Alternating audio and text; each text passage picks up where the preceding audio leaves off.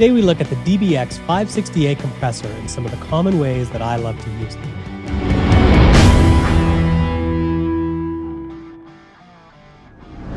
Thanks for joining me at Smith Music. My name is Paul Smith, and I bring you in the studio and backstage, as well as do gear reviews and show musicians how to build careers. If you're new here, please consider subscribing and hitting the notifications bell. This is a pretty transparent compressor with a few tricks up its sleeve.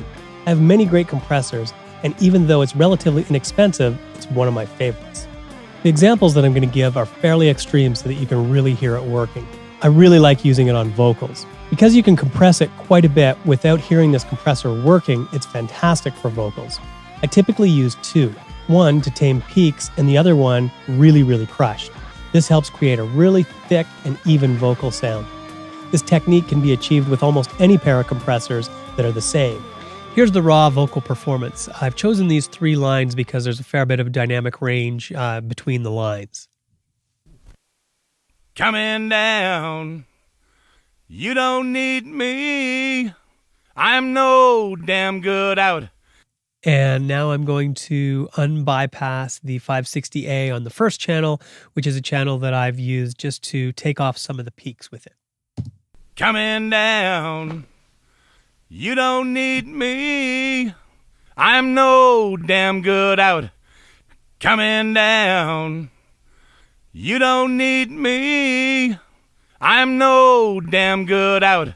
And here's the second channel that has really crushed with this compressor. Coming down, you don't need me, I'm no damn good out. And finally, here they are when we add them together.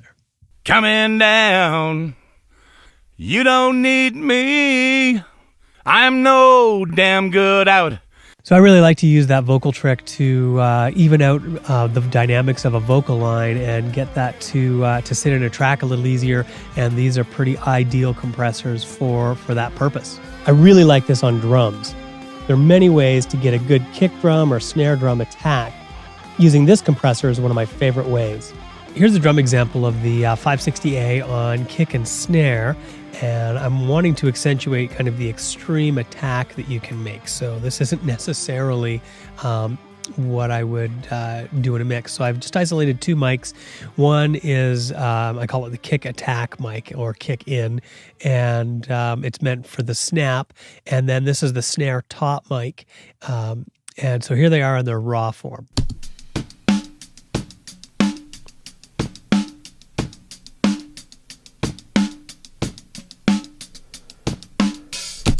And there's this kind of nasty distortion on this kick in mic. So I've added some drum leveler just to kind of gate things out and get rid of some bleed.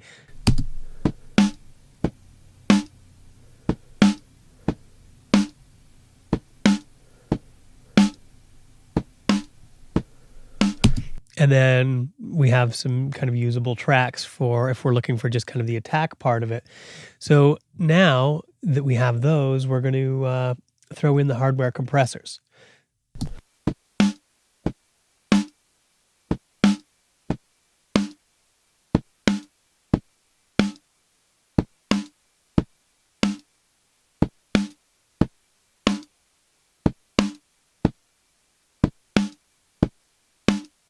So now I'm going to play the track and go back and forth between bypass and not.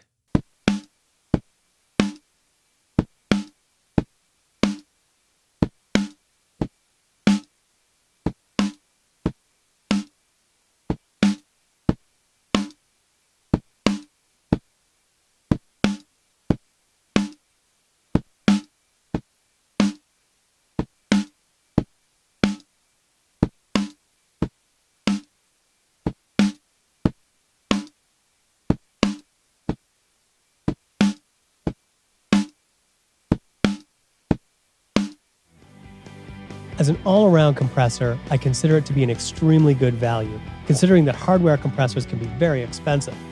Even though I have much more expensive compressors, these find their way into every mix. In the YouTube description, you can find links to any equipment or software used in this video. Thanks for joining me in the studio and backstage.